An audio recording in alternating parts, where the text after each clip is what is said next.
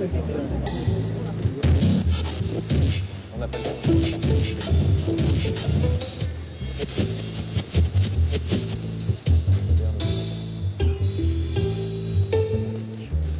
Le mot de culture, Patrice Maniglier, on dit Maniglier. Hein. Maniglier, d'accord, oui, Raphaël Enthoven.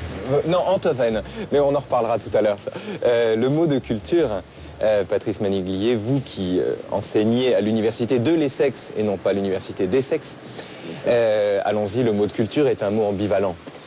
Partons peut-être de cette ambivalence. D'abord, la culture désigne le fait de se cultiver.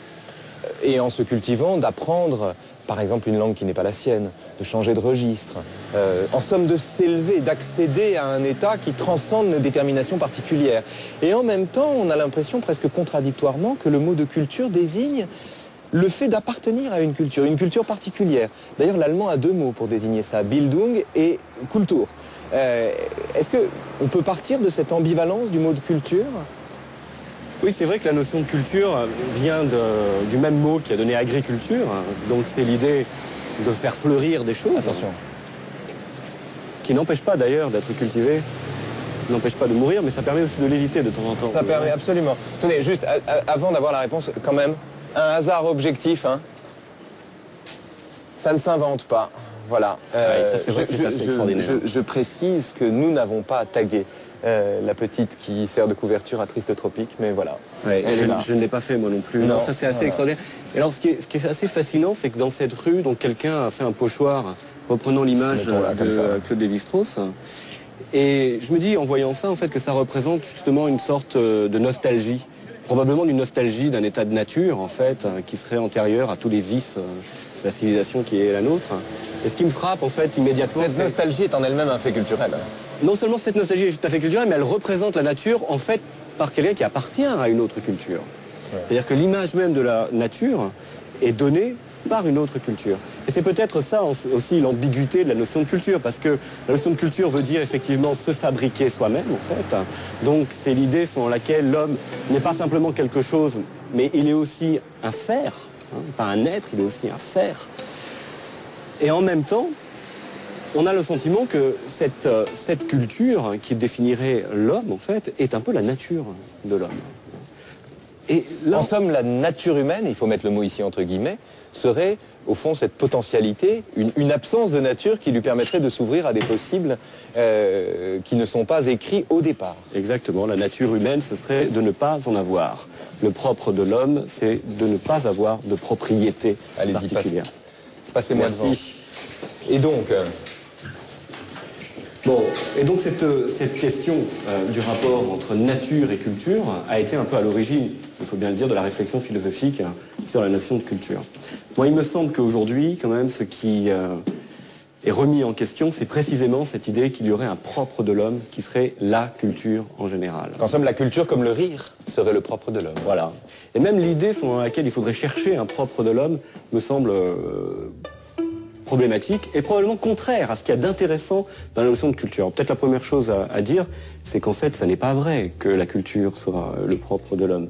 Si on entend par culture le fait de pouvoir acquérir des capacités différentes de celles qui nous ont été données à la naissance, il se trouve qu'il y a bien des espèces qui sont aussi bien des oiseaux que des mammifères, enfin il n'y a pas vraiment... que des macaques. Et en l'occurrence, on a un singe qui est un macaque japonais qui se trouve sur l'île de Koshima, en fait. Et il lave des patates. Exactement, il lave des patates. Alors, pourquoi lave-t-il des patates? Eh bien, parce qu'elles sont pleines de sable, alors ça lui permet effectivement d'avoir moins de sable. Mais même la pose, d'ailleurs, est assez belle. Bon, vous voyez, en fait, là, le fait de la maternité. Mais aussi parce que c'est de l'eau de mer. Donc, ça permet de saler les patates. Autrement dit, il cuisine, en fait. Le macaque que vous voyez ici, il cuisine. Alors, ce qui est intéressant, en fait, c'est qu'on connaît l'histoire de ce geste. On sait que c'est une femelle, macaque, qui un jour, en fait, a un peu lavé les patates et s'est rendu compte, sans doute, que c'était pas mal. Et en fait, elle l'a appris progressivement à d'autres mâles, puis à d'autres femelles, etc. Et donc c'est un groupe particulier, c'est pas tous les macaques qui font ça, c'est pas tous les macaques japonais, c'est pas tous les macaques de l'île de Koshima. C'est ça qu'on appelle un comportement culturel. C'est une certaine communauté de macaques de l'île de Koshima qui a mis au point un système de lavage de patates et de salage de patates. Exactement, et qui l'a transmis. Voilà donc un comportement culturel parmi d'autres. Il y a plusieurs éléments dans cette image passionnante. D'abord, effectivement, vous avez parlé de la maternité. On pourrait, cette image qui permet d'illustrer la différence entre nature et culture pourrait également illustrer la différence bergsonienne entre l'intelligence et l'instinct. L'intelligence comme aptitude finalement à développer des objets inorganisés, dit Bergson, alors que l'instinct c'est se servir d'objets organisés. Mais ici, on a une figure de l'instinct avec l'instinct maternel. Et un geste qui lui relève davantage d'une démarche acquise, d'une acquisition, d'une conquête finalement du singe sur... Mais même ça n'est pas évident. Par exemple, on sait que d'ailleurs d'autres macaques en fait, il y a des règles sociales aussi chez les animaux en fait, et qui peuvent varier de groupe à groupe. Alors par exemple, il y a des macaques en fait dont on a découvert qu'ils faisaient l'amour en fait par devant. Et en tenant le menton. Et c'est quelque chose. En tenant le menton. En tenant le menton de la demoiselle ou de la dame, en fait. Et c'est quelque chose qui n'a pas été repéré ailleurs que dans ce groupe particulier. Donc, vous voyez, il y a quelque chose qui serait très instinctif, qui serait le sexuel, mais en fait, tout ça est travaillé même chez les animaux. Et, bon, et on pourrait donner tellement d'exemples. Mais est-ce que le propos est de dire qu'il n'y a pas que la culture n'est pas le propre de l'homme, et que donc il y a une culture animale, ou qu'au fond, il n'y a pas de culture, et qu'en somme, il n'y a que de l'instinct? En fait, le propos est de dire que peut-être ce qu'il y a d'intéressant dans la notion de culture, c'est pas qu'elle nous permette de définir une différence maximale entre nous les hommes qui nous ferions nous-mêmes et puis le reste de la création qui aurait été faite par Dieu ou l'évolution. Mais justement, c'est au contraire de dire que l'intérêt de la notion de culture, c'est de nous confronter en fait à la possibilité que nous aurions pu être différents.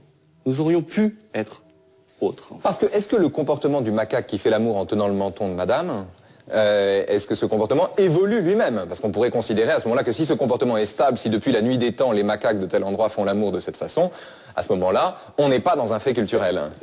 Alors cet exemple est d'autant plus intéressant pour ça d'ailleurs qu'il se trouve que justement il a évolué. Il a évolué parce que en fait ces animaux, parce qu'ils ont appris à cuisiner d'une certaine manière leurs patates, dans l'eau se sont accoutumés à la mer, qui n'était pas du tout leur habitat.